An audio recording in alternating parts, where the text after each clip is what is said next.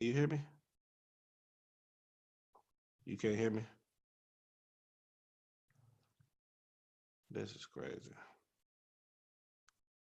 Boom.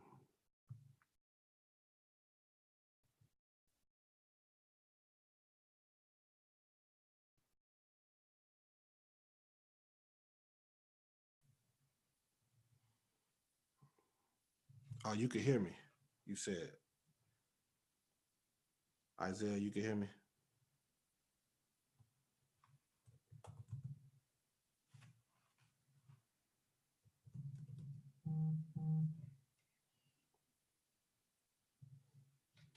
Okay, can you see me too?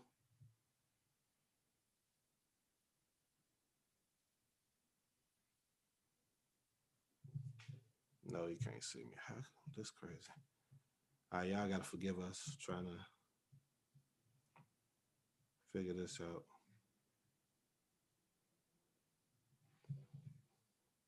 He said he can't hear me. I mean, he can hear me, but he can't see me. Can you see me, Tamar?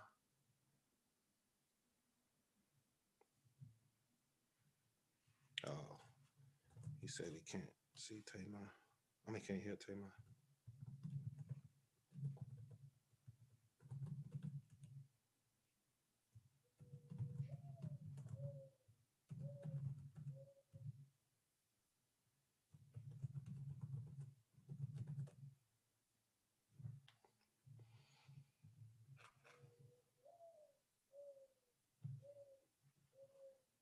This is weird, man.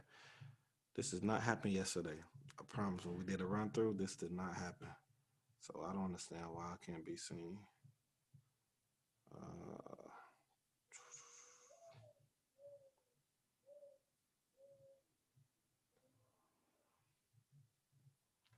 uh,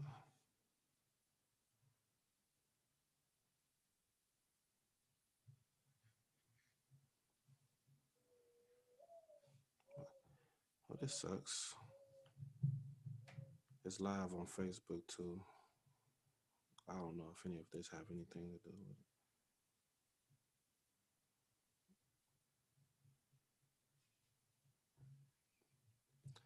But let me see. So let me text Tamar.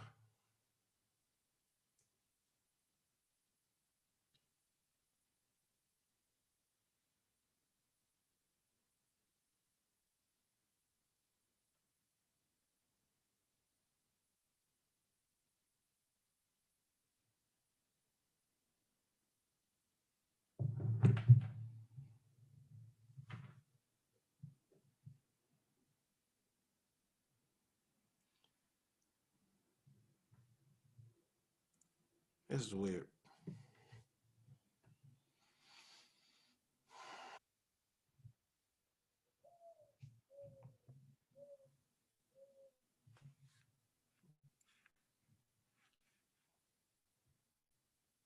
Can you hear me, Tamar?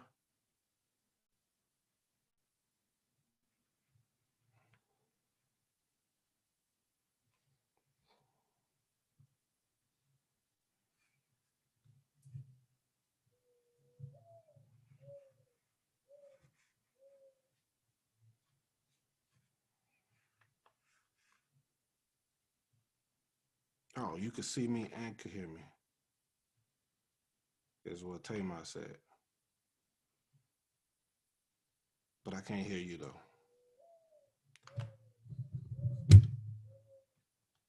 Say something for me. I don't understand what's going on, y'all.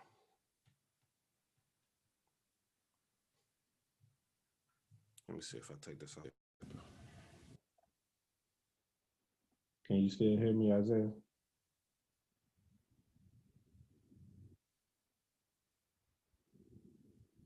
I should like call there. I'm gonna leave and come back in.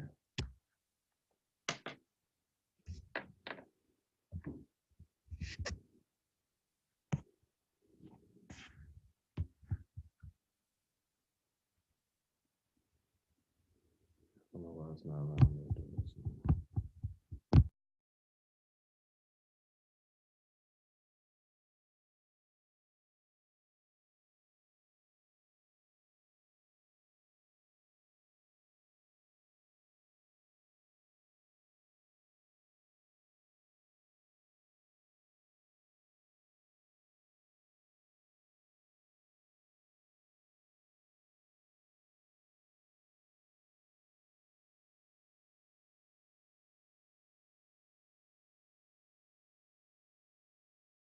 Hello?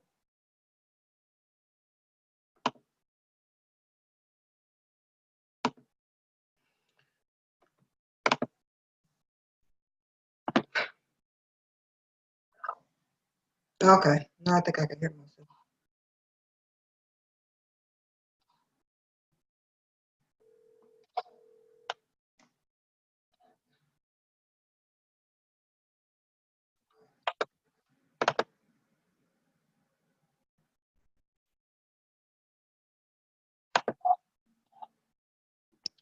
Okay.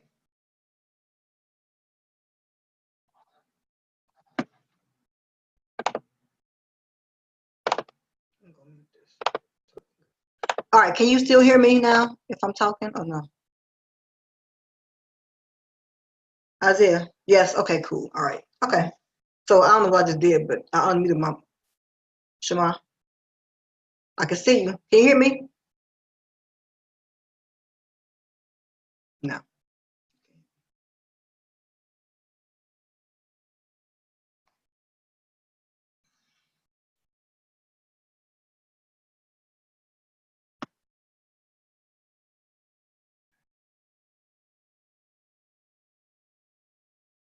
No. Okay. That was something about.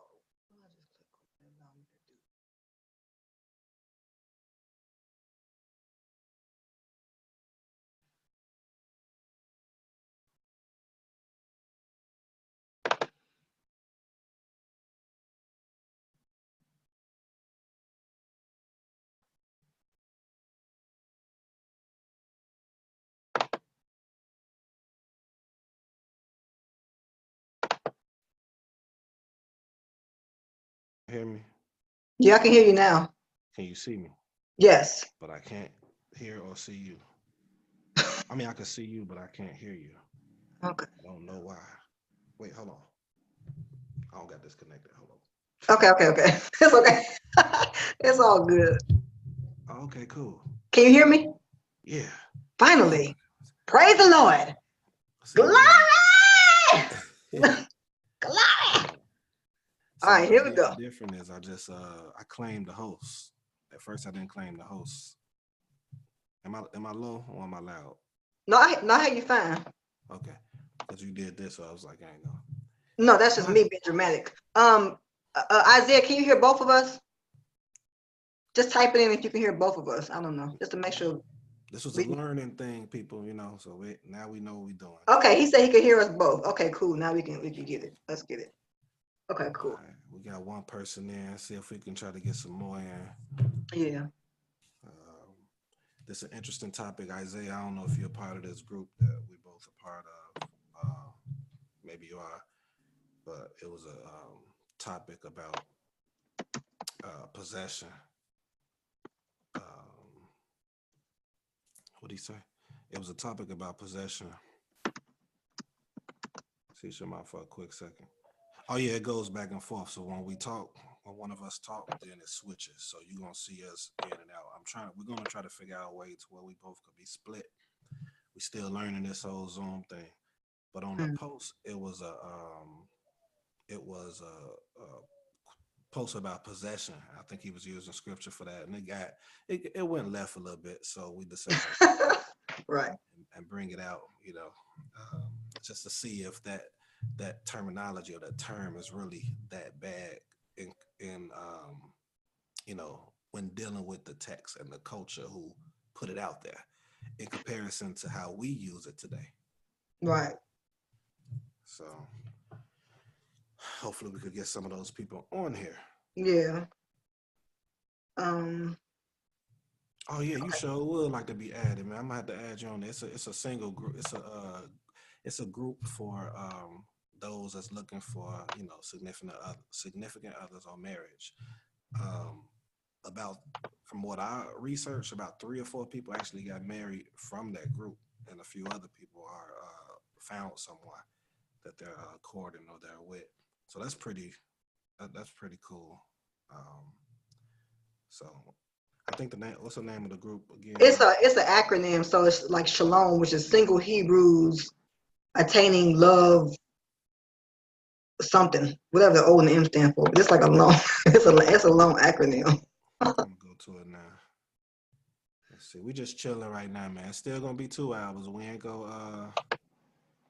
We not go. Have it go past that. But we do want to try to get some people in, get them to interact, kind of like you are. I think this is probably better than um,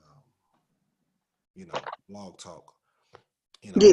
We actually could get people to come in too to be seen, so they could just either choose to So I talk. just shared it in the group. I'm just gonna share in a few group, share in a few groups, and then we can get started. Just Okay.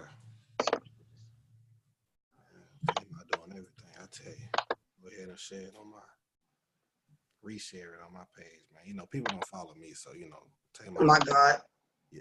I'm just saying. cut it out. I'm saying, man. Hold on, I'm about to reshare it. Nobody follows me except for my kids. I hear that. Stalkers. Yeah. Okay. All right. So yes, the topic.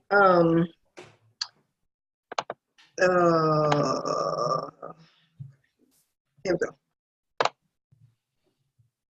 Okay, yeah. So topic again is what role does possession play in a romantic partnership? So did you want to recount the what happened in the other group, or you want me to do that just to set the Go stage? ahead. Go Okay, ahead.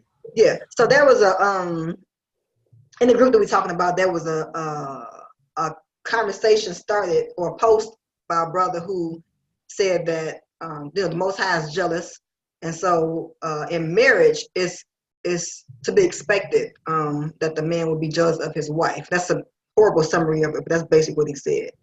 And then there was like all this backlash. I even had questions about what he meant by it because, like you said, Shema, uh, the word jealous it's a trigger. You know what I'm saying? Like it don't sound like a good thing. Right. So anyway, so then Shema was like, "Oh, we should talk about that," and I agree, and I think that because it's not just something that is specific to those in the Hebrew culture or any religious community. That's a common thing that especially in this country that you would say jealous or you would look at your partner as something that is yours. So, cause I think that's also what he was trying to get across. Because, and for those of y'all or those of us that read the Apocrypha, in Ecclesiastes, it does call the wife a possession now.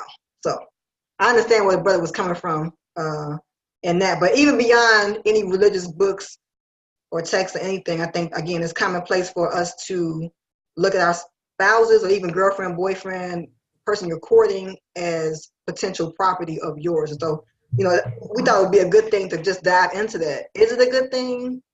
Why? If it isn't, why not? So that's basically what we hope to go through on this broadcast. So we encourage everybody, if you are listening, um, because we're new to this thing, comment on the Facebook page.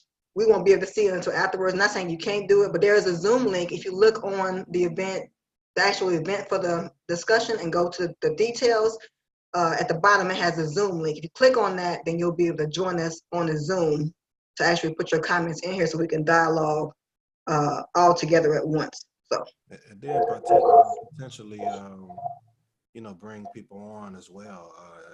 yes. I'm guessing we could do that like video. We could bring Yep, people. video chats. Yep. What I want to do right now, just in case there's anybody tuning in via Facebook, is just read the comment that Brother Isaiah just put in there. It says jealousy generally refers to the thoughts or feelings of insecurity, fear, and concern over a relative lack of possessions. Jealousy can consist of one or more emotions, such as anger, resentment, inadequacy, helplessness, or disgust. Discuss. Right. I see. I like that. I like that. I also want to put out there too that the brother that I don't want to leave anything out. Right. Did when Tamar asked him to expound on it, he gave two different scenarios of a person that is jealous but knows how to operate in that jealousy with wisdom. Right. And he had used the other scenario to where someone was just kind of like, what's that term everybody always uses? I forgot that term. Everybody uses says it about everybody. it does not have that meaning. I forget. It'll come to me, but Yeah. yeah, I can't think of it right now. But he basically he was applying the other scenario that he used was kind of what that person was. So I just want to know what's your thoughts on that, Tamar. What's your thoughts? Do you believe that jealousy is something that is wrong in a relationship, or I wouldn't say courting, because courting, technically, in my from my thoughts, when you're courting someone, at that point, they're not the possession or property, and I'll explain what I mean by that stuff later. When I show y'all some of the Don't stuff, get in trouble. when I show you some of the stuff I'm showing you, you're gonna understand why terms like property, possession, things like that is actually, from my understanding, my studies, my belief, Mhm. valid. But we're scared of those terms, kind of like we're scared of the term submissive. You know, Right. so we got to understand, and we got to take our subjective state or mind out of a topic to Right. understand that what's really being trying to being conveyed. So my question is your take on jealousy slash possession? Let's start with jealousy. Is your take on jealousy bad when it deals with relationships and marriage? Yeah. So one quick thing, Isaiah said turn if you can turn up your levels because you do sound kind of low. I put my earphones in. If you could turn up your mic a little bit so we can All hear. right, y'all asked for it. There Y'all we asked go. for it. Hold on, here it goes. It's coming. Here it goes. I was trying to keep it as low as possible because this mic, man. If I Oh, tell for you, real. but is this cool right here? That's a lot better. All Yes, right. I can take Let me my. know if I need to go up again. Then I won't. Plus, my Yeah. son, I just put him down for a Right. nap. I understand. Yeah, I I'm gonna understand. turn this up so y'all can hear me. So, Yeah. all Okay. Yeah. right, good. Yeah. So sorry, 1 second. Can y'all still hear me? I can still be heard. Yeah, you Yes. heard. Okay. All right. So I think because of the way it's defined in the dictionary Hmm. in the King's English, it's hard for me to look at jealousy in that as a positive thing. Now, like I said, I do understand that it is a common and because we're all human, I don't want to act like we don't all feel jealous at one point or another. So we could be like, oh no, I'm not jealous, or we don't necessarily agree with the topic, but if your significant other is paying the opposite sex more attention, you are gonna feel some kind of way about that. Like that's what's gonna happen. So I think it will happen whether or not we want to admit it. But like I said, like the brother brought out, it's dangerous. You know what I'm saying? It's dangerous to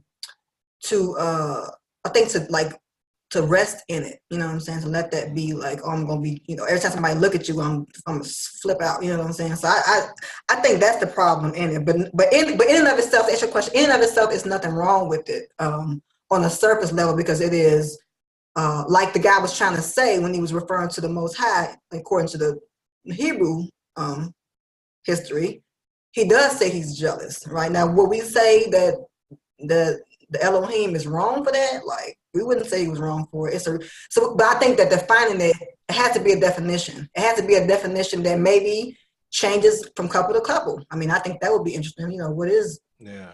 you know what I'm saying? Because everybody's household is different and will be different. Because the things that some people, men and women, find problematic, the next couple is not even an issue for them. So Exactly. yes. I think my take is this, and I love the fact that I'm gonna go back to this real quick. Mm-hmm. He goes to Galatians. According Yep. to the definition, it doesn't fit the fruits of the spirit.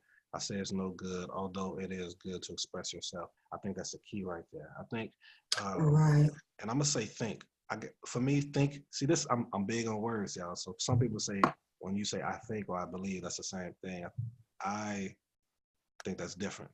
Right. So I'm gonna say I believe when the Most High talks about him being jealous. Um, it's levels to it. So when you bring in Galatians, and that's being brought out to those that he's, who he's bringing this thought towards or to. on how the fruits of the spirit should be, and we know that it doesn't align with it. I think that's good from a standpoint of, let me give a perfect example, man. It's different. It's different levels of kind of like how you just said with the whole family. You have certain Right. family that might look at this way, another one might look at this way. I think with the Most High's jealousy is more so he doesn't put all his, and this is going to tie into what we bring out later, or what I bring out later. Mm-hmm. He put all his time, his effort, his energy into Yisrael. Yeah. Showing Right.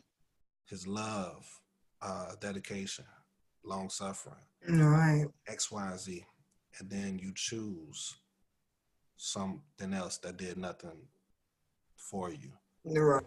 or satisfy you in a carnal sense. Had nothing to do with building your morale, your spirituality, Right. building you up as an individual. Then it becomes, I think the jealous in that is different from a jealous of Galatians, when jealous in Galatians could be more so the last, some of the commandments in the last 7 commandments.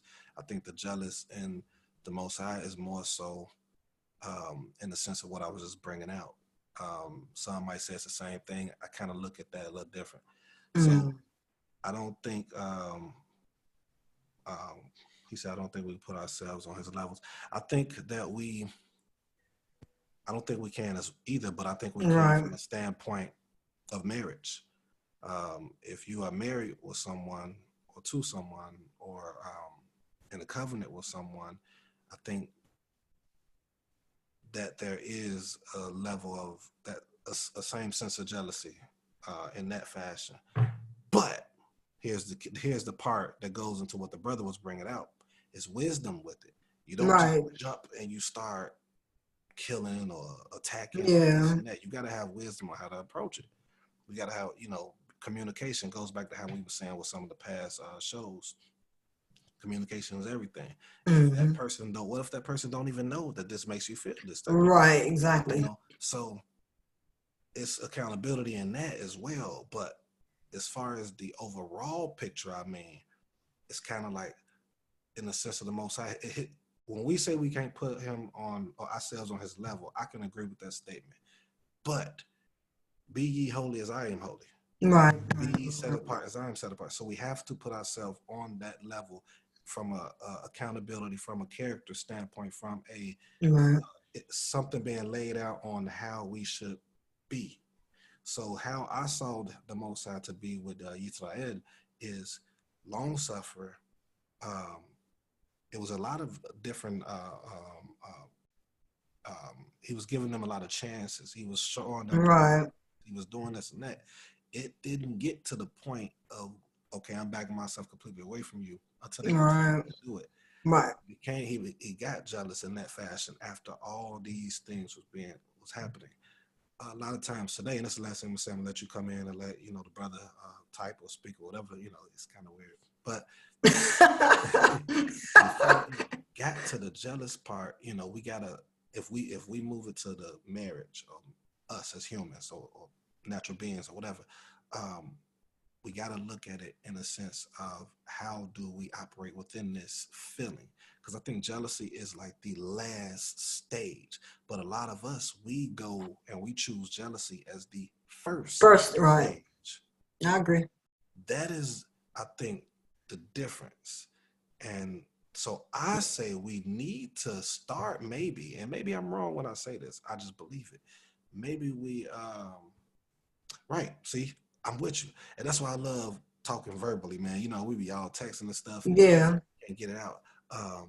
He said when he, just in case those is Yeah. listening on Facebook won't see what he said. He said when you explain it like that, then it works.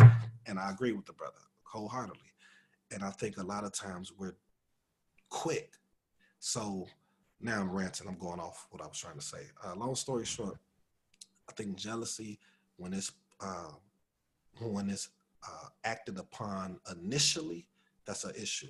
When it's Yeah. acted upon as the last stage, it's understandable, but it Right. still levels, man, still variables with that.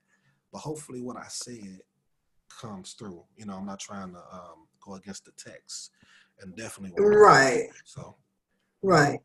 Yeah, so that was the thing that was the big disconnect I had was in just in in the concept of, well, first of all, I like what you said. You're absolutely right.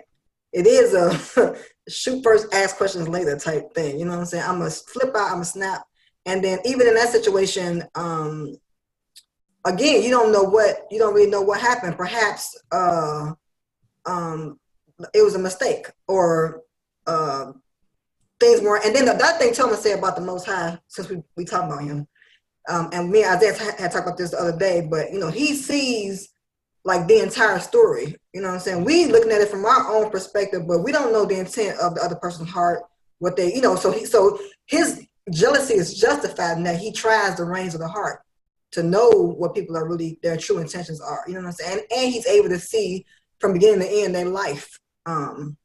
So so yes, be ye holy, for I am holy. But I do agree with you that it is in our best interest to chill. You know what I'm saying? Like chill a little bit. And then I think too, in order to avoid continued confrontations, negative confrontations, the person who feels like they're being cheated on or feels jealous about something will eventually get more love if they approach things in a compassionate way. I'm not saying that's the way it is for everybody, because I know there's some heartless, ruthless people out there who don't care how nice you are.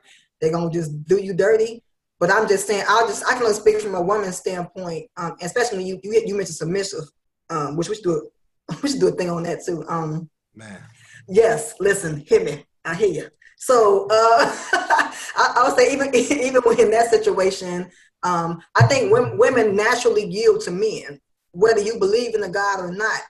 A woman, when she is with her man, that's my dude, she automatically is bending herself to him and yielding herself to him. So in situations where, again, jealousy is the first response for the men, you are probably making it worse long term. You're probably gonna push her away even more if you're extra aggressive and jealous without thinking it and talking it through. So that's what I want to say. That That's right. Putting it out there, Isaiah put Proverbs 18:13. He that answereth a matter before right. he heareth it, Amen. folly and shame unto him.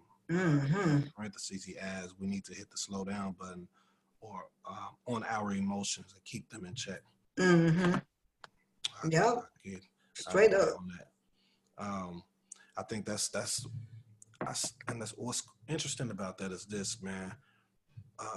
Whether you're in the community that we identify with or whether you're just a person that's not, I think both in our community and outside of our community, we react quick.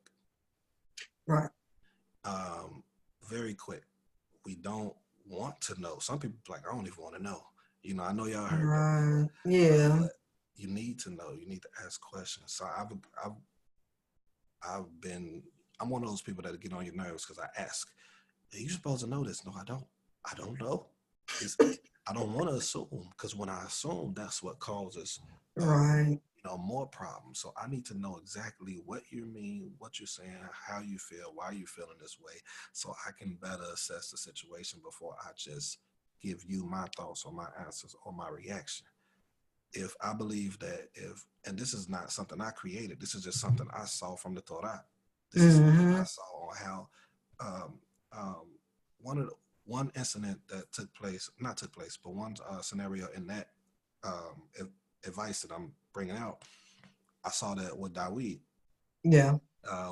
When he, the guy, I don't remember names right now, but the guy came out there just yelling, snapping. Yeah, throwing rocks. Yeah. And he didn't have Uzziah, I think was his name. Tell you, they right. No, let him do what he's doing. Those other people wasn't thinking like Dawid was thinking. Yeah. You know what I'm saying? He assessed the situation. Why? Because he knew what took place before. Right. The situation. That's a good point. Helps you to determine how you're going to react, and a lot of times we won't do that. So right. I'm trying to attach this back to the jealousy. I'm trying to attach this back to. I think that's right. Yeah. 18. I think I'm attaching it to that. We need to know the matter before, and that'll help bring down that sense of jealousy that's aggression. Right. So I'm gonna ask a question, being Hasatan's advocate.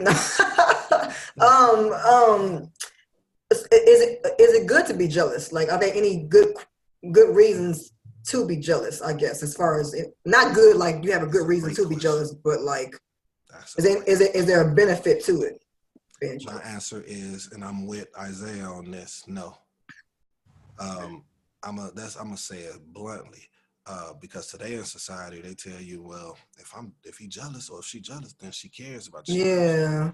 No, my thought on that is this, and this is not to say I'm right, but if you really pay attention to what we've been saying, you might lean more towards what we're saying. I think that the way that they're saying how jealousy is more so immaturity. Right. And I'm not calling them immature. I'm talking about y'all see me? Okay. Yeah, I'm I can see talking you. Yeah. about the action of this jealousy is immature. Even saying if a person reacts like this, them being jealous, that means they care. They probably care, yes, but they're more so immature. Mm. Someone that responds in the way that Isaiah been bringing out with the Torah, with the that's a Tanakh, but just say the Tanakh, Yeah. um, the writings. Yep. Um, if they operate more like that, then that's maturity. Both people can actually care. You know what I'm saying? If I don't respond the way that I give a perfect example, and I know I brought this to both of y'all already. Mm. I don't 98% of the time I do not respond like most people do today in society from a standpoint of like, oh dude tripping. Oh good. Good. I don't do that. I ask questions. I generally sometimes it'll feel like that I'm not even taking your side. Some people Wow. think that that is wrong and that's weird. I Mm. believe that's more so objective and mature to try to help not only you but help both of us. Right. Um, this ain't nothing I created. This is just like I said, the Torah. Mm-hmm. Paying attention to what I see has caused failure amongst a lot of us today. And what the brother is saying. Let me see what he said. That's my answer, though. I'm about to see if Mm-hmm. Yeah. he says some more stuff. Uh, oh, he said, let's say protective. What was that? What was that towards? Do you know, have an idea why he said let's say protective? I think I'm assuming it's to the benefit of being jealous. Is that maybe it's a way for you to be protective?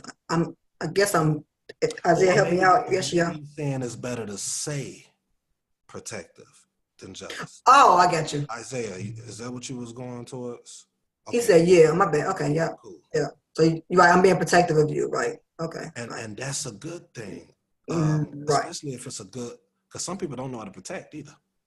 Who you It's telling? it's so many. That's what I'm saying. This is why I love this conversation. Like it could go okay and like, whoa, see, protective, cool. Shoot, I am being protective. You know what I'm saying? Like, hold on, let me see. uh, I think it's more important to protective over jealousy. Okay, yeah, right. yes, More sir. important. Right. Right. So, yeah, that's my answer right there. Yeah. And two. So okay. So that's a good point. I think too when you look at it like like a woman could say, well, that's how I know you love me if you're jealous. And I think sometimes women test that. They They'll do, and I'm not sure if it's a and men too, by the conscious way. thing. For real? Oh yeah, I'm Really? trying to tell Wow. y'all we more like that. Everybody make this society That's make us so interesting. separate. Mm. Men test too. I know I cut you off, but I wanted to No, jump. it's cool. No, to not bring it out. I got where I'm at right now, and maybe Isaiah can agree, maybe he won't. I don't know. You know, sometimes you want to test. Let me test and see. You know, Wow. if she really feel the way she says she do. Let's see. It's the same thing. We both Mm. human. We both Yeah. thing. We separate that, and I know I'm going elsewhere right now, but I'm trying to get us away from this separation that Right. society has caused us. We think that men think this way and only Right. we think that women think this way and only Right. women. That is not true. Right. But yeah, go ahead. No, but I think to your point, it's important to hear that though. Like, Mm-hmm. I think it's important for everybody to talk about, and then that goes back to the definition of a jealousy, which includes feeling inadequate and feeling helpless. Um, My bad, I uh, wasn't laughing at you. He no, said it's fine. something. Go No, ahead. He said No, send the text out. You could come in if you want, brother. yeah, you want to come on? Because I don't know. I'm trying to think how would we add them. You know how to add them on here? Yeah, we're going to figure it out. While you talking, I'll try to figure it out. Okay. Yeah, It say invite right here, but I don't it know. does. Isaiah, do you want to get on? Let us know. We're trying to put your face on here so you can just talk and we can. He said I have my hand raised. I don't think that's gonna work. Hey, I'm a Sound like he knows something about this because I did see a hand raised. I didn't know what that was. Oh, it's right there. Click it. What happens when he clicks it? I don't know what that means. You doing something too? Oh yeah, I was gonna try to see if I couldn't invite him and then do a link, but I guess the link because the link would be the video link. You know what I'm saying? What happened when I sent it to you?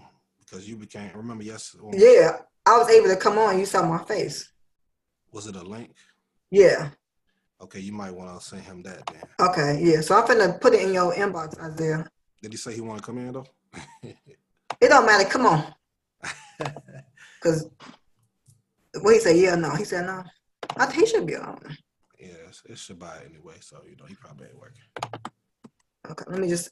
And then it's good to figure out how this work anyway while we playing. Might as well play. Yeah, this is a test through everybody, but we still speaking on some stuff. So while she's doing that. All right, so I just sent this to your inbox, Isaiah. But actually, you had a statement. I was talking about bringing it back to jealousy, and feeling like insecure. So when you said what you said about, when I said about the women testing the men, you said, "Oh, we do it too. Men test women too." I think that's going to the portion of the jealousy definition that talks about being insecure and feeling helpless. Like, and that's interesting to me. Not in a bad way, but you talk about people coming together and us trying to become one or be in relationship with each other. You're gonna have. You okay? I just went to the. I'm so sorry. I just went to the Facebook Live and Mikael, he's on that. Oh, Mikael, he want to jump in. He want to come on here, but he said, "Ox, stop whispering." Am I whispering? Okay, y'all should do a discussion of Numbers 5 for love to hear it. So we'll get on. Oh yeah, because Mikael was on he was on that conversation with us. Hey, Mikael, brother. Okay, I ain't gonna keep. I got to get used to this. Just laugh. So I ain't gonna be laughing while you talking. No, it's cool. I wanted Mikael to click on the Zoom link if you can, brother, so you can comment on the because we can't really see the comments at the same time. We only gonna see the live once it's post. Oh, I see it now. Okay. Yeah, I went on through my phone just to see if it was. Oh, okay. Yeah. So if you're able to click on that link and then we want to hear your voice because you was there. You heard you saw the comments. But anyway, I was talking about when we come together and we try to be one. He said, "Can y'all hear me?" No. I don't know how to do it. We had to figure that out, Isaiah, how to add you on. I'll go ahead. I'll talk. You talk. I'll try to figure it out again. Yeah. What was I gonna say? Coming together as one and having all these insecurities. So I think that jealousy plays a role, a positive role. It's not really positive, but it's an opportunity to work through your insecurities. So you may not necessarily come into a relationship and say, "Hey, I'm Tamar. I'm selfish. I get quiet sometimes. I get moody. Look at me." You don't really have them bare naked conversations, but jealousy in a positive sense, not that I'm for jealousy in a positive sense allows for those deep issues between the both of y'all to come to light so that you can discuss appropriate and inappropriate dialogue with the opposite sex. Yeah, we have. Hey, I don't know if people can hear you inboxing me, so no, that was. Can you hear? Did you hear that blinking sound in the background? No, I ain't hear nothing. I just sent Isaiah. Oh, okay. Thing. Yeah. Okay. Yeah. Isaiah, check your Facebook inbox, and that might be something to get you. Yeah, just to come on. Yeah. So anyway, I was just saying that I think that jealousy is good because it allows people to show. It allows an opposite situation for people to show themselves and then to address the areas that they may not. The areas that they have not shown you because they got the customer service representative face on. It's still like, hey, such and such. They haven't really showed you that they are crazy. They look crazy. You know what?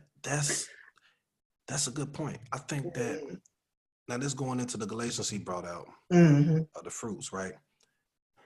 And then so it's so many different parts to this. There's so many different points. And Right. matter of fact, Mikael, I don't know if you still there. The reason I was whispering my brother, 'cause my son in the other room sleep, man. I don't know if he's still there. But anyway, I like that she just said what she said because jealousy, it allows us to know the maturity actually of Right. the person, how they operate within this feeling that's starting to build up within them called jealousy. So if we are able to, they can help you discern and figure out if this person is who you want to go forward with. If depending on if Right. you're courting them, if you're already with them, married, that's another Yeah. topic. You stuck like Chuck. You just gotta look that thing. That's another topic.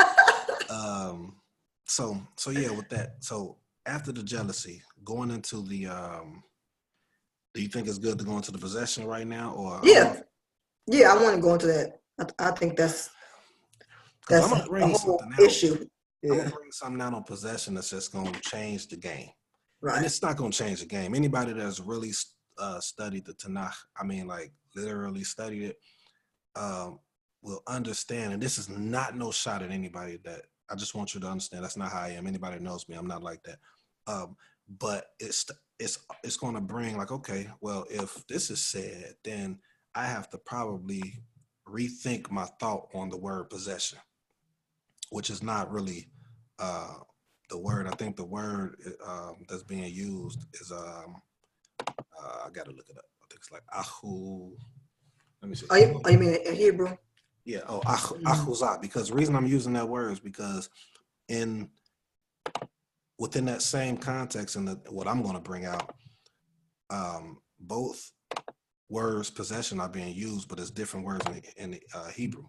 Mm. And a lot of people don't like doing that, but like I was telling when I was talking to her, I'm like, it just depends. It's different reasons as to what this meaning could mean. You know, are you talking about possession in the Western way of Right, looking right, at right, it? right, right. Are you talking in the Eastern or ancient Near Eastern way of looking at it?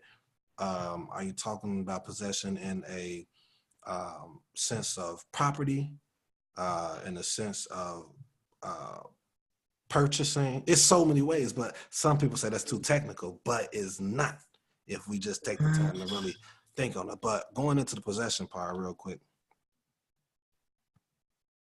My bad. I was trying to read what he said. Yeah, he said, does jealousy breed a possessive nature? He said, not at all. Context is important. Boom. Yeah, jealousy don't. Possession, this is what I said for those that wasn't on the post. So give me a little second. I'll just go into kind of what I was talking to Tamar about yesterday too. Mm-hmm. Um, I think we're looking at possession in the sense of like us buying a book.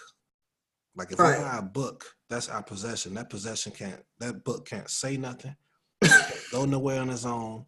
It has to whatever page we flip, that's the page we flip. You know what I'm saying? Oh my Wherever we God. move it, if it's under the bed, it's Right. staying there, dust and all. You know what I'm Right. saying? Right. But that's not the sense of possession that should be portrayed or conveyed Right. in our message. Right. Kind of going back with submissive. That is a bad negative connotation that we take on that word. Yeah. Because guess what? A man should be submissive to the woman as well. But guess what? It Don't only get shot saying that. You know, that ain't no comment. That ain't, hey. look. It's not common, but any wise brother and or sister will understand Yeah. what I mean by that. Right, right, right. I can take scripture or the precepts within the New Testament Right. and show you that what I'm saying is actually according to the literature facts that a Right. man is submissive to his woman as well. But Mm. we got to understand most of the text is being written is through the man. So and that's not to say it in a bad way. We got to understand like some of the things that's being put out there. It's like, okay, the woman should be submissive to the man. That's not bad what they're saying. They just Right. don't say that a man should be submissive to a woman, but they Right. do Right. understand a man should. And Right. show how. Hold on, I just want to see it's true, my Mm-hmm. brother. Okay, cool. So I said something about the book. Then I had said, in the very second chapter of Genesis, it talks about a man should leave Right. his parents, everybody's family. Basically, long Yeah. story short, you know what I'm saying? In that sense, then who are we leaving for? We're leaving for our wife. Wife, right. Now we are the possession of our wife first and foremost before our other family, before our mom, Right. our father. You know what I'm saying? Okay, That's the I point. still don't. I'm still not digging that possession, Shema. I got you. I got you. Mm. But I'm a seize it for right now. And let you take over because I'm trying to build up to the scripture I'm gonna quote. No, I got you because that's actually I was just trying to think of a scripture that we was looking at last night. Because I've had brothers tell me again, quoting the Ecclesiastes. I can't never think of the chapter. But if somebody know out there, let us know that the one that says that a wife is a possession or whatever. I think the rest of it is saying that she's a rest for his soul or something. I forget how it goes. You got that verse. People pull from that heavy, and then you also it's in Exodus, and I have to find it and put it up there. But it's a scripture that talks about this is in the context of male and female servants. But at one point, if you read down into I think it's the 6 or 7 verse where it says that the women servant can't go out like the man does. So just to your example of the book, there are people that think that, and I've met brothers that have told that travel around the world, like they literally they be on I guess mission trips or whatever, I don't know, but they move around the world. They believe in polygamy, so they could go pick them a wife while they're away. You know, it's not a big deal, but their wives are not. They don't give the wives are not given the freedom to move around like they are. So it's not only a possession is not only a thought. People actually live their lives like that, and I just wonder. I wonder how much scripture, because again, if the Bible says it, it is so in my eyes, right? I'm not going to argue with the Most High when it comes to certain things, but I do think it matters on what you mean by possession, because the book also says that all souls belong to Yah. You know what I'm saying? Mm-hmm. So, you know, even if your wife, even if your wife was your possession, you're gonna have to eventually relinquish her into the higher power. The same way, I think Kyle mentioned it in Numbers, where you know, if a man is jealous of his wife, he thought she did something wrong, you know, he could bring her to the priest and make her drink this tonic, blah blah. But I'm just saying, like, at some point, It's a ritual too, by the way, y'all. I'm just gonna that's a side. yeah. So at some right, but either way, even in that situation, you want to talk about possession. In that way, the husband would have had to relinquish the possession of his to a higher power, whether it was the priest instead who acted instead of the Most High, you know, whatever. So I don't know. It's just problematic though, I think, because it's not fully discussed. I think it's like, you're my wife, I'm the head. I do what I want to do, and absolutely, I'm gonna turn the page. I'm gonna turn the page to this part in the book, and that's where you're gonna be stuck at until I come back and flip the page on you. So that's why people don't really want to. So that's a whole nother wedge that's driven in the relationship, because not only are we trying to function together as so-called Black people, but then now you got religious stuff coming on that dogma. Yeah, that ain't probably what you think. That ain't really according to nothing, but a bunch of conversation and traditions and things like that. So I don't know. It's problematic to me, but I want to learn. I'm here to learn about the positive aspects of possession, I guess. I'm trying to be positive. I'm gonna give you what I can on that, but I wanna jump real quick back to what you said with the traveling and the sister Yes. being here, Yeah. and right. I might not be liked when I say this, and that's fine. I really don't care, Right. because I choose not to get on the whole like the debating tip. I'd be wanting to, but I'd be like, what's the point? It don't matter. But the thing that I like to tell women and men, don't tell women that's married. I don't do all that. But anybody that's single, I let them try to learn the culture. You don't gotta learn the language. I won't try to get nobody to learn the language. Learn the culture and learn, like the brother Isaiah just said, context. Context is everything. Because if you don't learn that, you're just going to be getting taught by these other brothers. And love my brothers, love the women as well. Right. But it's not balanced, man. I've seen people leave this understanding because of how they've been taught. And then when I find out why they left, I'll be like, dude, that ain't even what it meant. Or Yeah, what it said, exactly. you know, and I especially because I go into the actual language and the culture. That's the huge part of it. But I know people want to stay away from that because they're afraid of it, and that's okay. So all I say is, look, just learn at least the culture or the background or context, because that way it can help a little bit more with where you're trying to either go or understand or whatever you're talking about. Because perfect example, this possession thing, that's huge. This is scary to people. Man, I ain't about to be in a possession of this man or all that. And then you get brothers like myself or Isaiah or sisters like you or brothers like Mikael that's trying to say that submission doesn't mean this. That's not what it means. So I'm gonna read something real quick. And before you do that, I'm just gonna quickly just add in his comments real quick while you look for that. He said, I think that they take submissive and equal it to ownership and slavery, but it's done in an unrighteous tip. That's how you love like Messiah loved the church. Then he says, that's why if we model ourselves after 1 Corinthians 13, using honorable ways of the Most High, we can become balanced and better to each other. So that's right.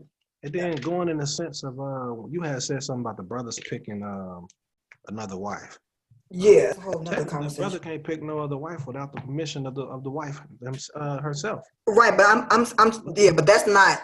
You know what I'm saying? Like that's not what they think. I agree, but that's not what's being taught. They floating around the universe, picking wives and making a wife at home who done had 3 or 4 babies under the age of 5. It's an actual people. I know a couple right now where the brother, the wife they met when they was like teenagers. So that's a whole nother level. You meet before the understanding. You know what I'm saying? Right. And they grow into it. And my understanding is that he continues to grow into it because he's a male. So he's around the brothers or the elders and stuff. So he's constantly being filled with the information. So his wife has 3 or 4 children under the age of 5. She's at home with his mother, taking care of his mama. But he's able to get up and dip and move around the country. And at one point, and this from he told me this. At one point, he went like South America or something and was considering taking a wife down there, and his wife all the way out this way, and I know for a fact she's jealous. She's jealous and she feels bitter and angry about the situation. So again, just not really these what's the word? I guess leeways or these loopholes or whatever. Loopholes or freedoms or perceived freedoms are really making things worse. Like, you know, we might have already had our issues. Now we adding in stuff. But I think, again, going back to the conversation, I think it's because there's an understanding that women or the wife is your possession. So she don't have no say. He told me that. He said she can't tell me not to do it. Yes. And that's why I understand what that sister, why she feels how she feels. That's why I understand why most feel the way they feel. And that's why I'm going to continue to try to, but see, I can't talk to no woman that's married though. That's the only scare. And here's the thing. Right. Israel back then though, Yisrael back then, like say if I was someone that was like one of the captains or whatever you want to call it, back then they could step in. They could step in to make sure they protect. Our job was to protect each other. Right. So today we can't protect nobody, man. Be like, man, you better get up out my face. You know, you don't have anything set to protect the women and or the men as well. You know, that's another topic. But to go on what you're saying, I understand why they feel the way they feel, and it's messed up. So the best thing that I can do is just keep encouraging people to learn the culture and learn the language. I think we brought this up on one of the other shows. Say if a woman does that, and then the husband is really upset and trying to threat type stuff. Now, here's the problem. I think me and Isaiah was talking about this in one of the shows. I would say get the law involved. People will hate me for saying that. We need to worry about our own. I agree we should, but we're not at a point to where we can. We're not at a point to where I could call Isaiah, Mikael, and a whole bunch of people that's over us. Right. You know what? Let's step in. This woman is being done wrong. Yeah. Not according to Torah. Right. X, Y, and Z. We have to separate them for a minute and go according to what Torah said we should do. Right. We don't have that. So what Shema says, When you get to that point, you call the law. You get the Mm. law. I don't even like the law. I don't even like the current legal standpoint of a lot of stuff. But if it's protecting the woman that's being done wrong, you have to. So Right. I ain't trying to get off course. Let me get to what I was about to bring out. Yeah, go ahead. My only thing I would advise women to do is learn the culture, learn the context of what you're studying. And if you really about it, Yeah. learn the language. Yeah. Learn the language. Learn how to actually read what it is you're reading. Not putting that on you all like that. I'm just saying if you ever thought to, there you go. But I'm gonna read something. It's in Ezekiel 44:28. Now this is in regards to the priests, of course, though. Yep. But I want you to hear what the literature says in regards to what Yah was saying. Yep. So we got 44 and 28. I guess we can get some context to that, though. Where am I at? Yep. So this is for the priest, but it says and I'm reading probably a different. That's fine. Translation y'all are reading, but it says priesthood will be a heritage for them. I am their heritage, right? For you shall not give them a possession in Israel. I am their possession. Mm-hmm. What's the point of me bringing that out? I know in context it's talking about the priest. I get it. But I wanted you to... That's interesting. Yeah, I wanted you to hone in on what the Most High is calling himself for his people. I am their possession, which is not that in Hebrew. We don't say that in Hebrew, but it's translated as possession. So what's the word in Hebrew then? Do you know? As far as its meaning concerned or whatever. It means the same thing. It's just okay. It can mean property. Okay. Okay, I got you. But it's going in the sense of more so kind of what I was talking to you about yesterday on the phone, what I tried to bring out on the post, and also just earlier today when we just got started here. I invested so much time in you. I've done all this for you. I built with you. You know, going into this context though, I am their possession. So anything that they need, I'm here. I'm here. I'm there. You know what I'm saying? My point in saying this or using this is, we don't like the word possession. I'm not his possession, but yet the Most High is saying that he's our possession. Yeah, that's a big shocker, because that do make you say, like, wow. You know what? That's talking about the priest, but he did say that Yisrael is a priest to all other nations. Before. So I'm not gonna get into the semantics. My point is, I just wanted to show that if we're saying that this husband, I'm not the possession of this husband, and I'm not the possession of my wife, then, you know, the Most High is saying that. Well, let me read it. Exactly what was being said. 48. What did I say? 28? 28. For you should not give them a possession in Israel. It's talking about the priest. I want to make sure I say that, because some people won't stay in context. But just using the general understanding of how he's using it. I am their possession. So if the Most High is telling me, I'm going to say me, I don't care what y'all say, that he is my possession, what's wrong with me being a possession of my wife that invested her time, her energy, her growing individually, trying to grow in her individual state to collectively grow as a body. Right. That's a sense of, you know what, I put all this into him. Yeah. You know, so I don't know what y'all take is on that. No, I'm glad you brought that out, because like I said in the beginning, I think that we feel that way whether we want to admit it or not. Like, you know, like my husband passed away, but I married him and I divorced him and I married him again.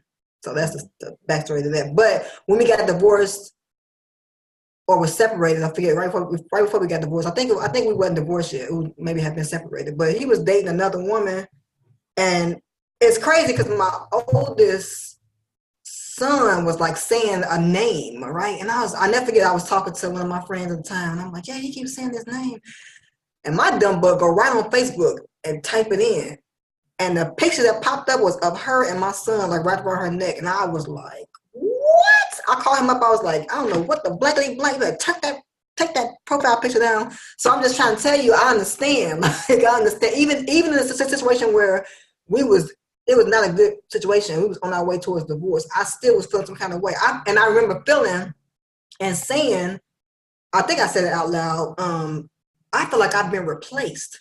So just to the point again with the Ezekiel that you brought up, same thing, because the Most High is a jealous Elohim, right? And it's the same thing because we do be replacing him with each other, with things, with all types of with ourselves. We give esteem and credit to ourselves before we give it to him. And so I understand that. And check this out. He didn't even say they are my possession. Right. Catch that? Yeah. I mean, I'm sure so we I can am go there and see that, but yeah. It's literally saying I am there. Yeah. Not they're my possession. Right. It's saying as if the Most High can humble himself. Yeah. Who you telling? To say that I'm their possession. Yeah. Why can't we humble ourselves to That's say a good that, point. Mm-hmm. you know, I'm the possession of my Isha or yeah. my wife or woman. Right. Because my Isha or wife or woman or my Ish or husband or man has put and dedicated so much time in me, in us, in building, in our family. The problem is all this stuff sounds good. What Shema is saying. I don't do that third person stuff. I just want y'all to know that. I really dislike when people do that. I ain't gonna lie to y'all, but I just had to do that right now. I had to point it out. You know, it sounds good, but here's the problem: people don't want to grow in the other aspects to cause that person to want to say that and want to feel that way about the person they're with. So once we're very immature, man. That is a fact. And I don't like saying facts either, but fact is, I'm telling you, I dislike when people say facts all the time. Facts don't make it true. When you say facts, I just want y'all to know that. When you make period with a T at the end after the D, that doesn't make it true. Right. What I'm saying is, but based off the stats on how we are, as a people, I won't say that because immature could be a negative connotation to taking if you hear me say that. But when I say immaturity just means that you're not well balanced in every area to succeed in the context of what I'm trying to bring out. So you're probably not well balanced in collectively balanced in a relationship, being able to form and sustain a relationship. So we have a lot of immaturity within ourselves and collectively when operating together. I'm not saying this about everybody else and not excluding myself. I'm including myself in this. You know what I'm saying? It took years for me to even get to this, to think like this. And I think that a lot of this is within our Torah. A lot of this is within our Tanakh. You know, even like I said, the Bari Kadashah to the New Testament, a lot of great things within the book in general. If we apply it and just stop looking at it like a fairy tale or in a dogmatic sense, because we pick stuff that we like and then we use it, and then we have situations like Tamar is saying with the man traveling and just wanting to pick women, not even consulting with his wife. Not saying she said that, but it seems like it. And then the other person she said to saying that she can't tell me what to do, this and that, but yet Abraham, if I'm not mistaken, did exactly what his wife. What she did. You know what I'm saying? Moshe's wife saved his freaking life. Right. Yeah, literally. Deborah, right. It's come on, man. Yeah, it's a bunch of women in the book that have, But I would agree with you about the whole fairy tale thing. You know, it's I was watching I'm watching a lot, like not watching a lot of them, but watching it's this thing called the Bible Project, and they do like little short videos, cartoon stuff, which I think is good for the kids. But they did one earlier on, reading biblical law, I think is the title of it. But it was basically, of course, you know, not to say of course, I mean the end result was that you don't have to keep the law because Christ did it all, blah blah. But what bothered me about that video was that they made it as if the laws were useless. Period. You know what I'm saying? And it's funny because the entire world is looking for a solution, looking for justice, redemption, if everything to be okay. And then you think about how the Torah is laid out. The stuff in there is not dramatic. Okay, to me, I look at the Torah as like, I mean, people use the word milk all the time, but it's literally, how do I wash my butt? Little, like it gets down to the nitty gritty of cleanliness. Yeah. And so to and like I said, I'm coming from classes that they didn't push Torah. They pushed Leviticus 11, right? Dietary law. They pushed Leviticus, it's 11. 23. But all them other laws, they get glossed over, and it's no shade to nobody. But I agree with you. We're gonna continue to have these loopholes and to have mankind's commentary have us view the book according to man's eyes, and so we'll never get to get any kind of harmony. And this is just basic harmony among so-called Hebrews. We ain't even talking about the rest of the world. We just talking about people that say they believe. We can't even get along.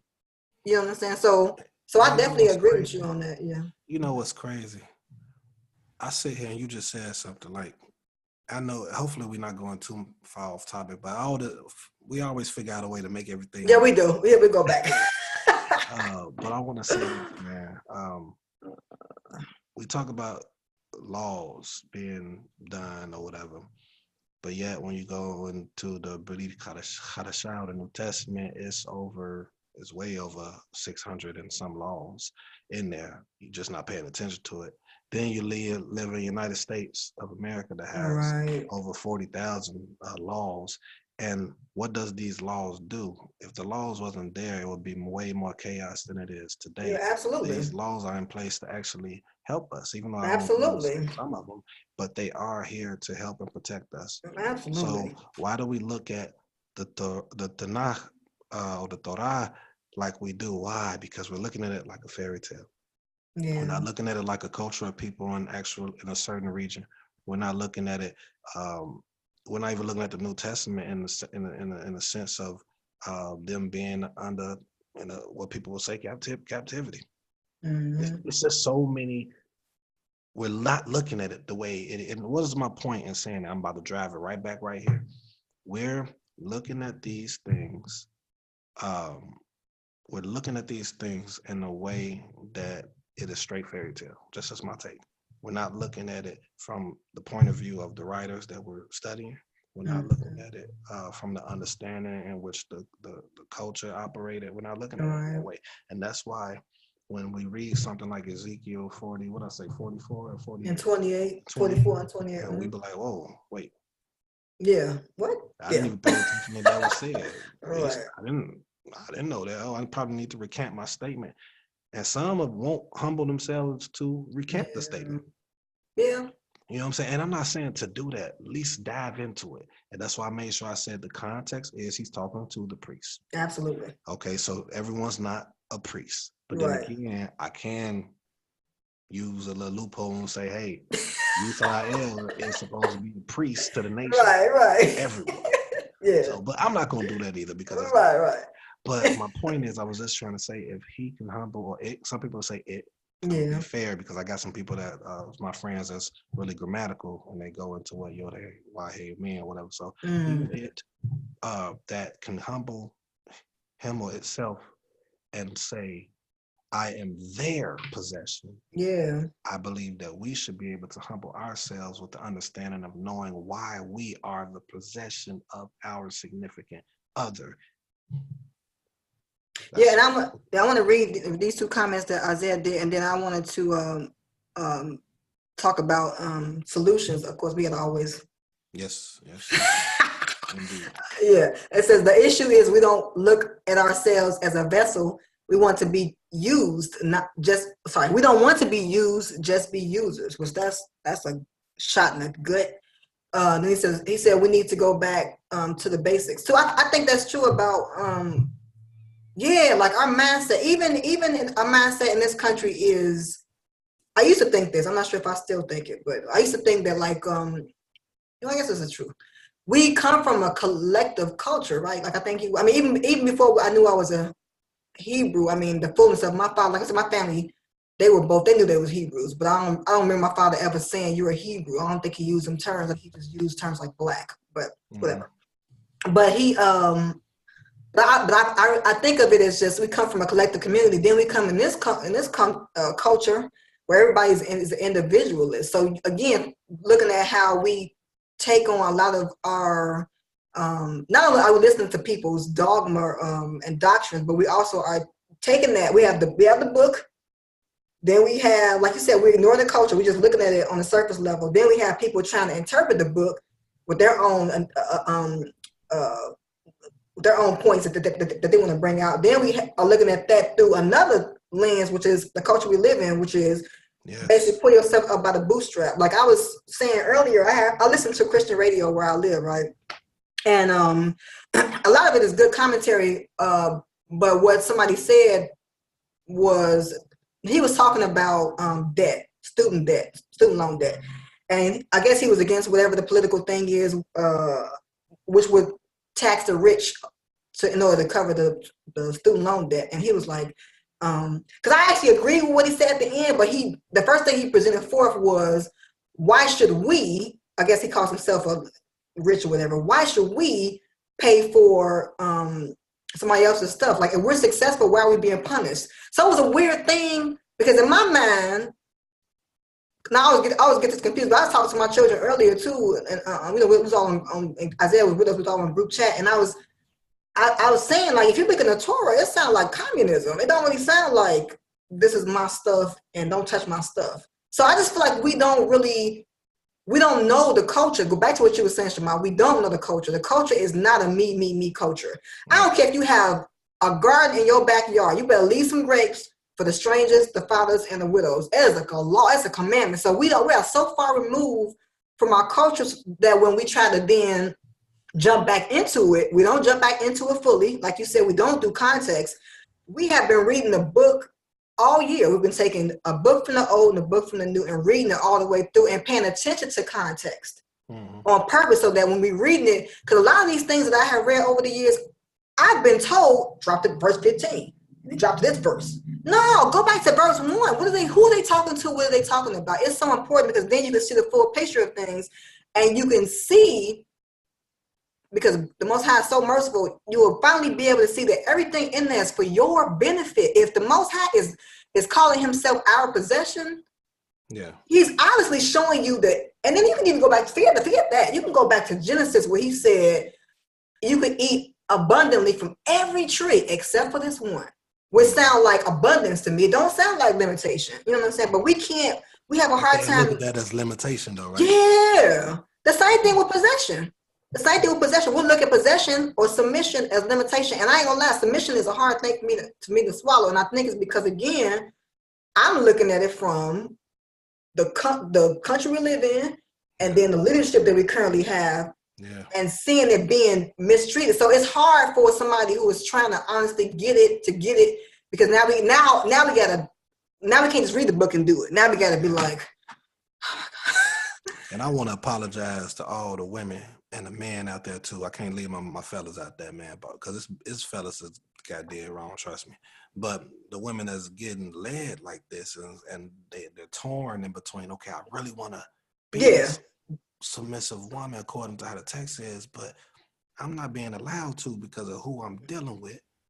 Right. But then I can't take the person they're dealing with and move him to the side because he's learning from someone else that's teaching them the wrong way. Yeah. It's so much. I mean, it's too many variables in this, and I don't see it ever really changing like it could or it should. Right. It's hard. It's hard. But I will say this though. I forgot. I lost my train of thought. It was about the shoot. Oh, you was apologizing at first. Yeah, I did. It was something I wanted to say before the apologizing, okay. but you know how you do when you say something, you will make me think of what you're saying. But oh, that's a good point. Let me talk on that one. But then I forget my other point. So No, that's okay. you said something about the limitations. You said something about okay, cool. You said they'll say drop down to verse 15. Yeah. Okay. That's why when I did with this 44 and 28, I said, hey, I'm letting you all know what this is. Please read the whole chapter. Yeah. I'm telling y'all, read the whole chapter. Read the whole book. Honestly. Please. Right. Because it'll let you understand. Well, I'm going to show you the point in what I'm saying. I'm telling everybody that's watching, I am one person that believes, and y'all can agree with me or disagree, that we should be with our own. After the years, I've learned it only, and I'm sure it's people out there that I'm sure it's good people. Hey, I'll be back, Shema. Keep talking, but we're back. You heard this part anyway, so I'm sure it's people out there of other ethnicity groups and stuff like that that can be great with us. You know what I'm saying? But it's just my own personal experience and personal observations. I just feel like we should be more so with ourselves. But I'm not the brothers and or sisters that says that the book says to do that, because it doesn't say to do that. I'm about to get to the example of what she said about drop down to 15. When you go to Deuteronomy 7, I believe that is what they will use verses 3 all the way down to verse 7, if I'm not mistaken. This is just me guessing. Somebody can correct me if I'm wrong. But we forget verses 1 and verses 2.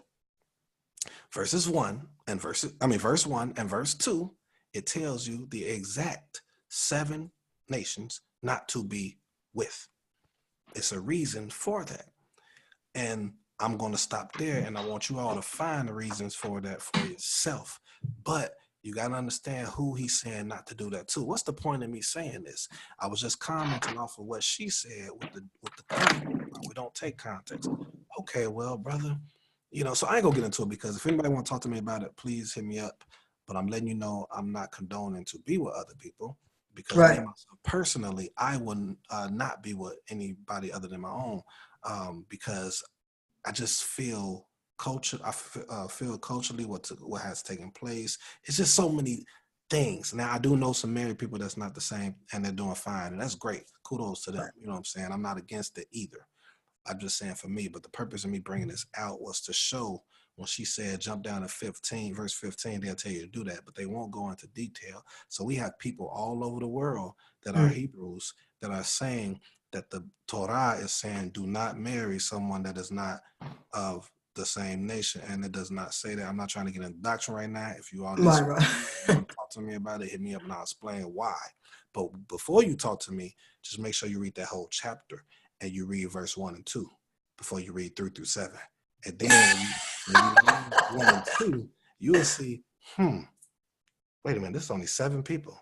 Yeah, exactly. How many nations are there in the world? How many? Exactly. Why is he specifying only 7? Yeah. Is it only because that's around the region they was around? What took place? Right. Okay, then the people take it to Nehemiah, then they'll take it to Tobit.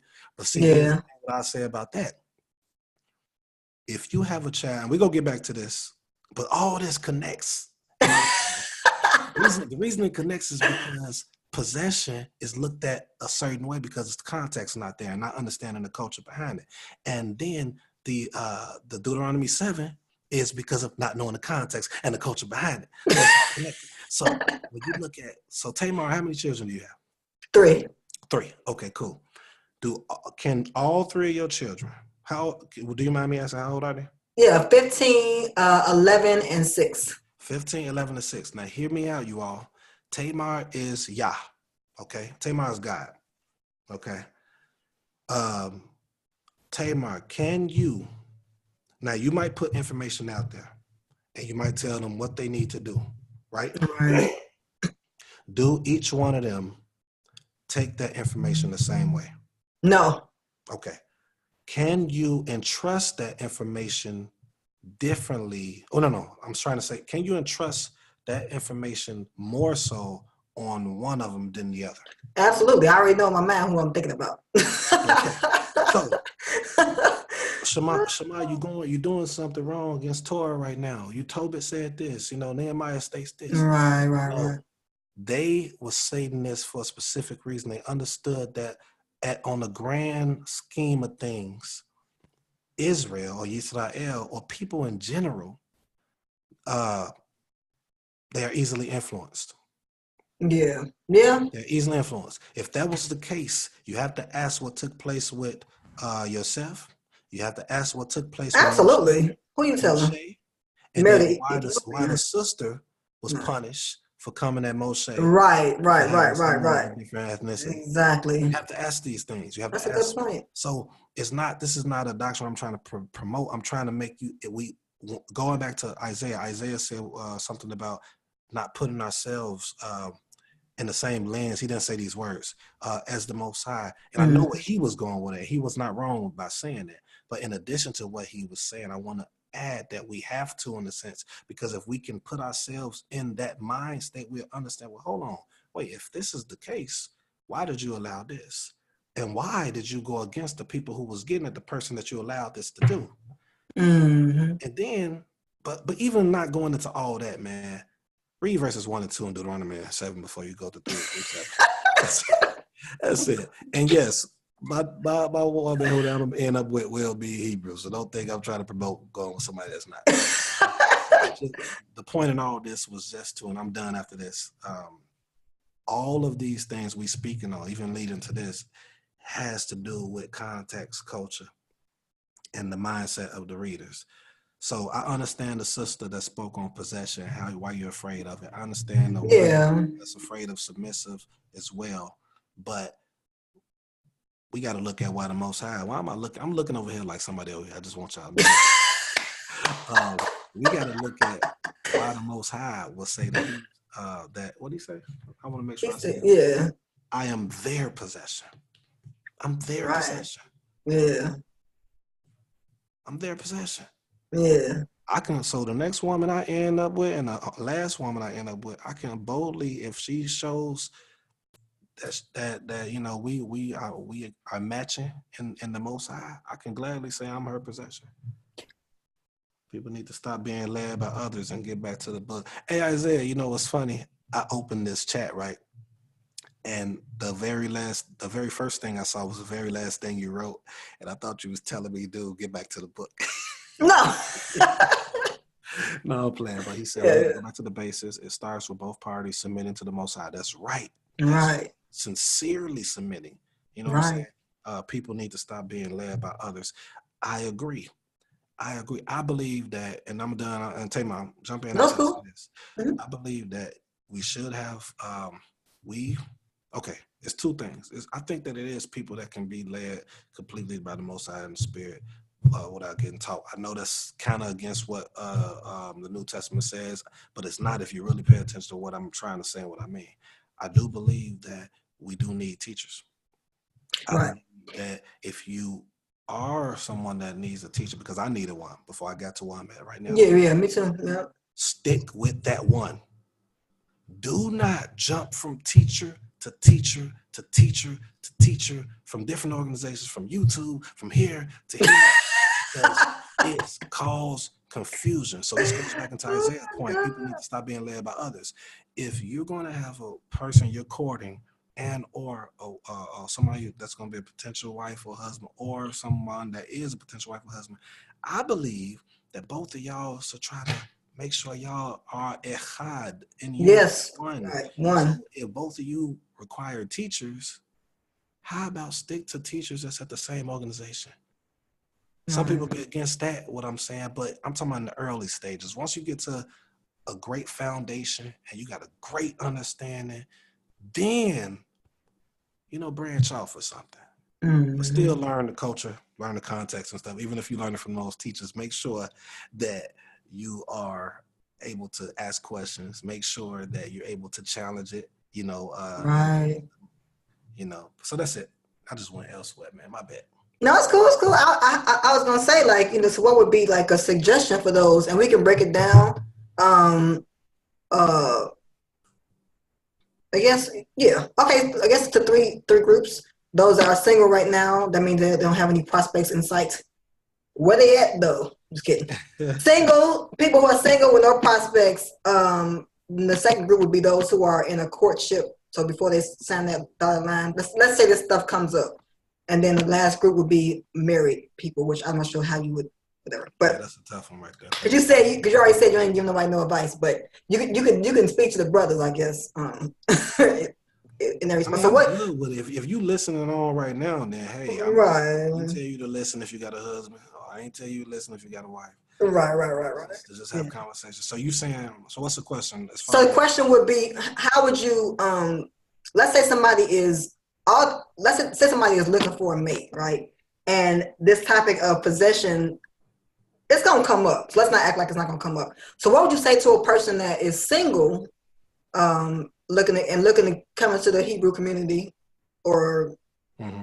I guess right, or should we just speak broadly about it? What you think? I mean, I don't know. I'll talk on both of them, but I'll try to Okay, make sure yeah. my answer is just broad, I guess. Okay, yeah. So for a person who's trying to find a mate, and uh, what kind of questions should they ask? Like, or what work should they do before they get into a relationship when it comes to, I guess, understanding or evaluating possession? Because it's gonna come up whether you believe in the Bible or not. Like, your Mm. wife is gonna think that you her man, Yeah. you know, you're her boo anyway, whether you believe in God or not. So what would you do? Say to them to, I guess, to prepare them, I guess, to Here's deal my with that. answer. It's a real easy one. It's not really easy, but it's the biggest one goes back to, and y'all know what I'm about to say, Isaiah and Tamar. Self-preservation. Yeah. Self-preservation. You know what I'm saying? Got a book I just released, by the way. I'll tell y'all that later. But self-preservation. The first step to be able to be cool with that term possession is you got to get your mind outside of society. Mm-hmm. Because a lot of reasons that we are not liking that term's possession or submission or whatever is because of society. But guess what? Those words are synonymous with my boo. Oh, he They mine, are. she mine, Yeah. blah blah blah. So what it is we're okay and fine with saying that until it's something that we don't want to give authority to the other person about. Right.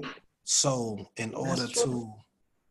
in order to fix that issue before it come, the best way, because it's not really about the word possession or even submission, because guess what? We use other synonymous words for that. Mm-hmm. It's when that authority that we don't want to relinquish of ourselves to the other person comes about. Right. So what we got to do is talk in the beginning, like me and you, Isaiah, spoke on the other show, the platform we was doing.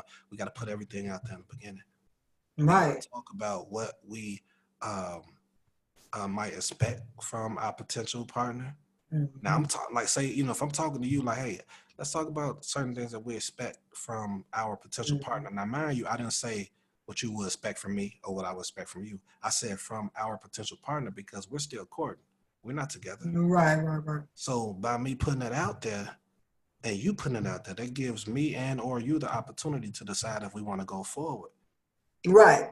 Because or if we want to compromise certain things that is positive for us collectively as a body, right? So um, once that's put in place, then it's like, okay, now accountable. Now here's the thing: anybody could change up on you, Right. but putting that stuff in place and trying to hold each other accountable for it and speaking when these things come up will eliminate it. So I guess I said all that to say because hopefully you all knew I was going with it. I don't think it really has to do with the word or the term possession or even submissiveness. It's because, like I said, we say that stuff all the time. I think it has Mm-hmm. to do with when that authority that we feel we have personally, we don't want to relinquish it. Relinquish those rights to the significant other that we with. So I think the first step is the things I mentioned, and also removing your that conditioning or trying to reestablish that self-preservation to get out of that conditioning that the rest of society and U.S. has done on us, because it's hard for us to be living this quote unquote Hebrew walk or Christian walk or Islam walk. I say all of them. So sorry, my brothers and sisters. I do identify with being who we are, but I'm just being realist or realistic right now. Whenever walk you do in a religion you're doing, it really does not matter, to be honest with you. For me, if you do not let go of the ways and the thoughts and the conditioning that society has put on us. Right. Yeah, and Isaiah said, with marriage, it comes down to how much you love the Most High. You have to slow down, get recommitted, express how you feel, and slowly progress ahead. Set goals and humble yourself. Be the molding clay or the empty vessel wanting to be full. And I think that's the thing too when it comes to, like you said, no matter what your belief system is, marriage is difficult regardless of who you believe in. Because it is the coming together, and it's not a coming together where it's not like whereas you lose parts of yourself because the part of you that attracted him is still good or should still be good. The same thing with the woman. Whatever it was about him that you like, you shouldn't have to necessarily change that. But like you said, finding ways so that whatever the compromise or blending together, as long as it's being used to promote the good of the entire household, then that's the ultimate goal. The ultimate goal is the end, and I agree with you as far as being afraid, right? So being afraid to be a possession of somebody, because I'm gonna say as a woman, it's a scary thing. Like even we were talking early on when Zebulon was with us about, and he made an excellent point. Shout out to Zebulon and O'Neal, by the way. Shut up. Zebulon, yes, what Zebulon said about, we don't have a problem calling our landlord Lord.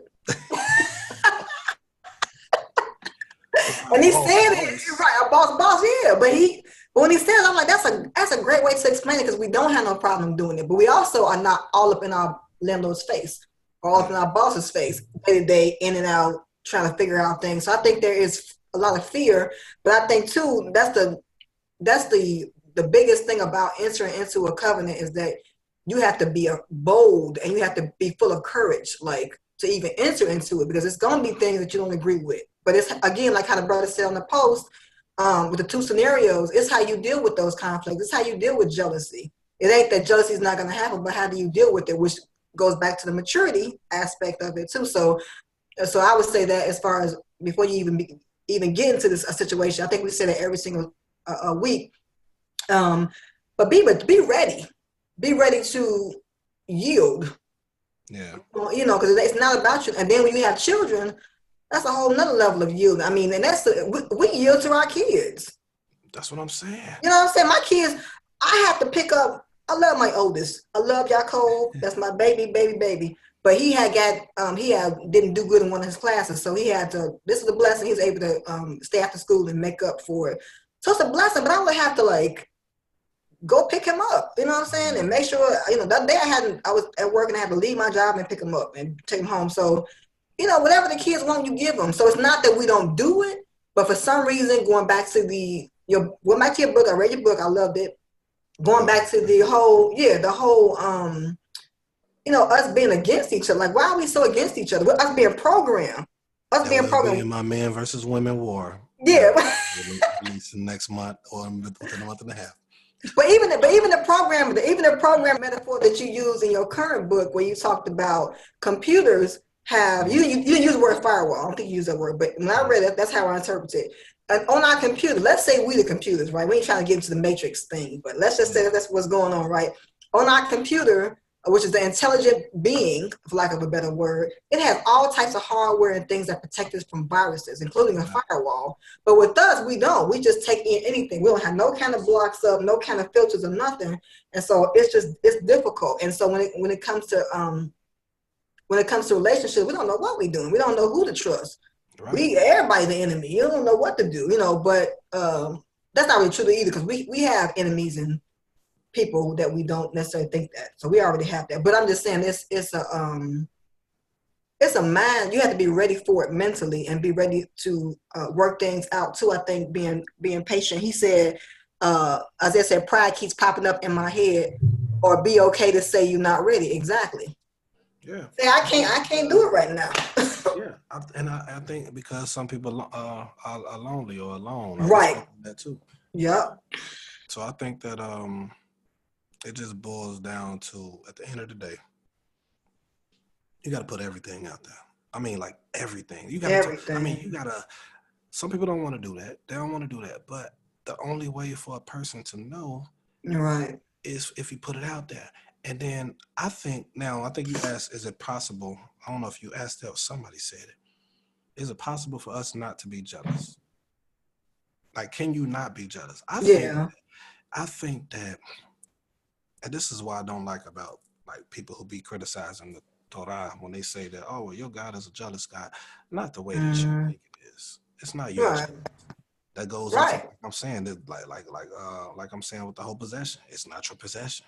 We're thinking you're trying to assert a westernized or a abstract thought to a ancient Near Eastern um, concrete thought. Yeah.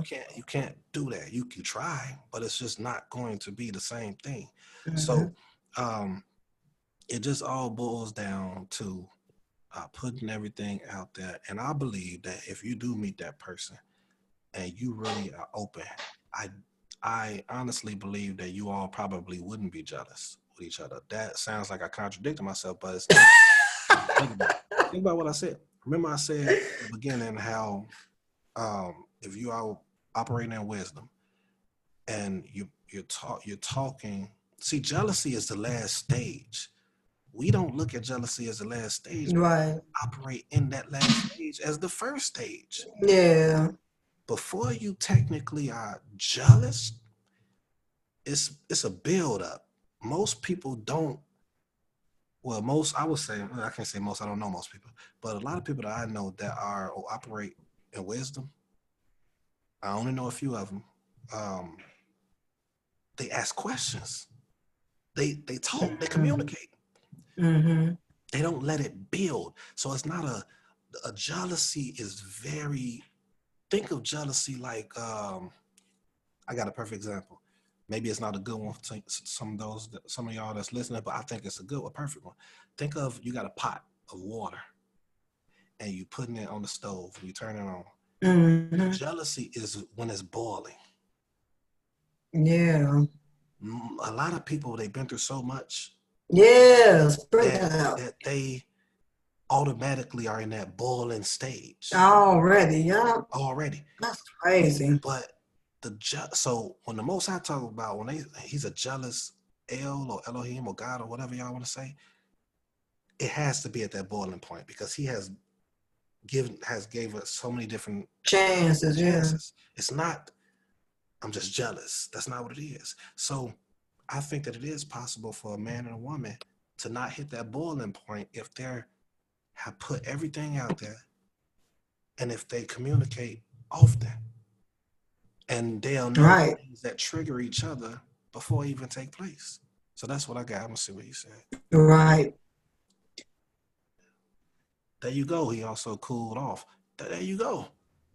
There you go. When you know your partner, you can know how to act with them. Before it boils, it has to warm up and simmer. He also cooled off at times. So yeah. So I think I'm gonna post that later. Yeah, and I think too, and Like a boiling pot. I don't know. I gotta figure out how to word it. but isn't there something that talks about I think when he first got mad at Moses, I think it talks about his anger was kindled or something. Not that's another visual. I mean, in English, I'm not sure what it looks like in Hebrew. That's another example of a boiling pot. Mm-hmm. I don't know. I can't think of exactly what it was, I'm gonna try but to find it. yeah. So I would agree. I would agree with you that it should be. But man, that's what it is. It's like we don't take time after a breakup to really sit back and lick our wounds and find out what we did wrong. Whether you chose a person, you can't be mad at the person you chose this person. You know what I'm saying? You've seen stuff like we discussed some weeks ago. We see things about each other and we don't say nothing about it. We just let that slide. You know what I'm saying? So I you check. mad? I'm You got sorry. it? I'm sorry. Yeah. You have it? Yeah. Okay. But I just pulled it up on Google, whatever. Okay. It's different translations. I'm just gonna read. Okay. Yeah. English Standard Version says, Okay. "Then the anger of the Lord was kindled against Right. Moses, and he said, Is there not Aaron your brother, the Levite? I know that he can speak well. Behold, he is coming out to meet you, and when he sees you, he will be glad in his heart. Now watch this. I want to say something about that verse. Check this out. It said, um, and his anger was kindled, right? I ain't going into no Hebrew. I just want to show you something. Kindle, right? But guess what he did though? Did he snap? Did he throw Moses in fire? Did he throw Right. Moses in the ground? Did he? No. He talked to him. He talked to him. It don't even look like he got mad. He said, and he said, Right. and he yelled, and he didn't say none of that.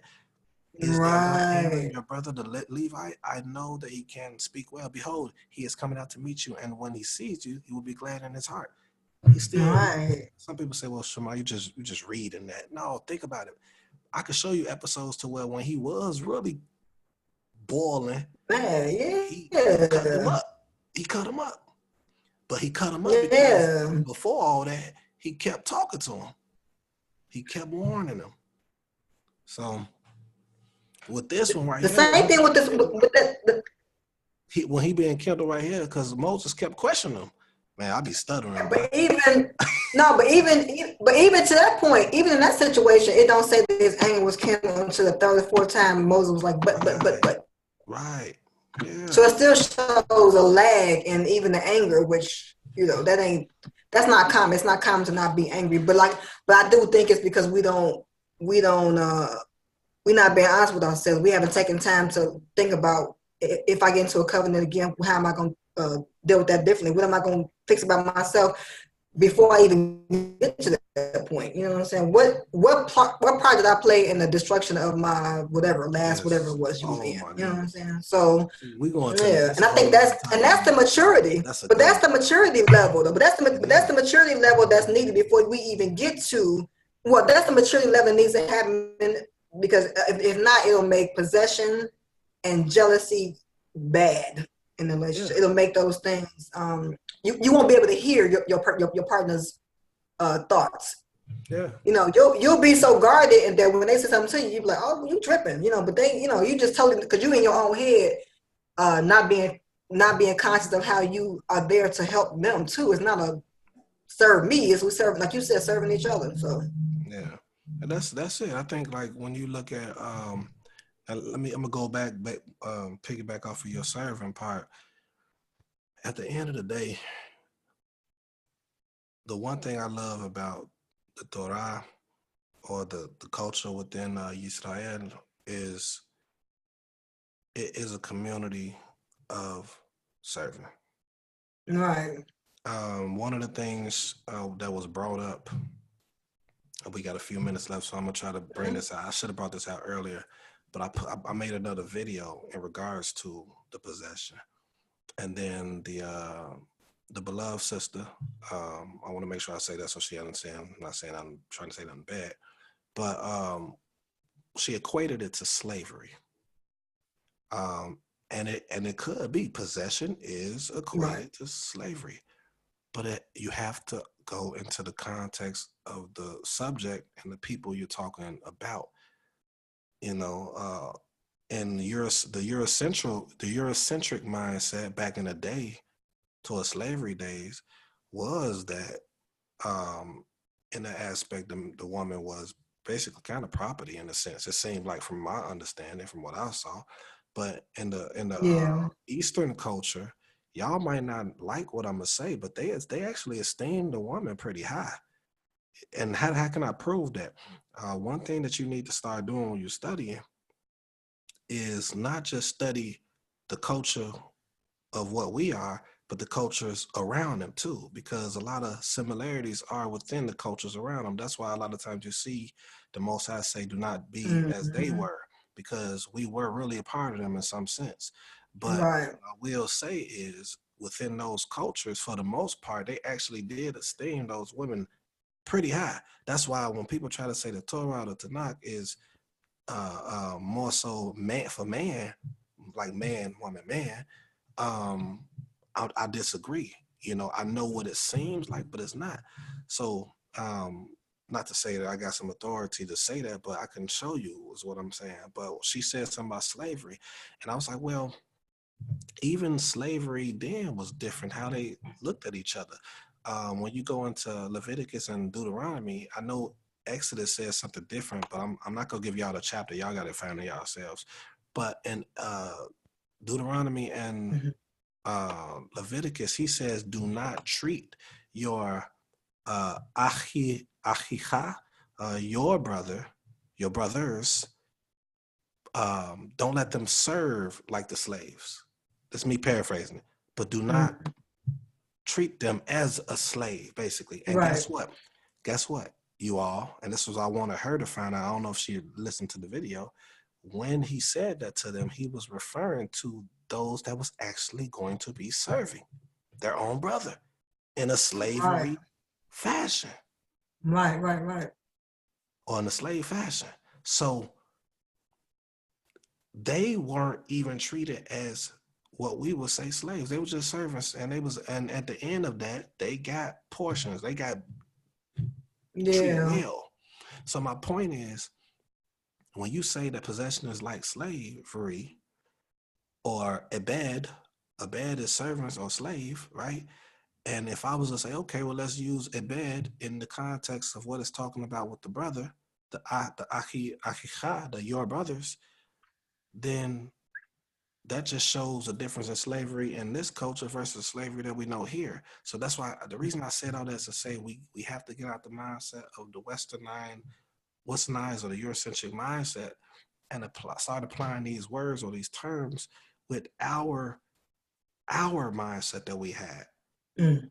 If we can do that, that will help with us looking at this Tanakh or the Torah or the Bible, whatever you want to call it. It will help. And that's it. That's all I got. I'm going to check out these messages. Yeah. To look at what he did with the ark when they tried to move it, but he operated on chances and he's giving man many. Yeah, mankind Okay. many. Yeah. Yeah. Right. So it's the same Yep. thing. And I would say the same thing with single people. Whether you in a courting phase. I mean, I think communication is going to be the biggest thing. Even if, just having a conversation about, we.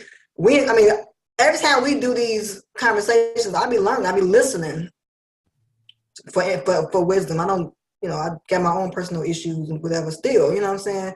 And I'm old as dirt. Okay, but Stop we it. can stay. No, but older it's than I'm I right am there. right.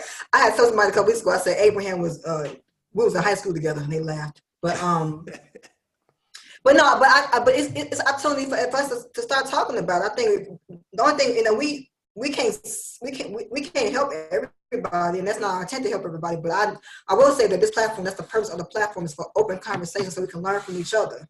Because these conversations are not necessarily being had; they're being had in the corner.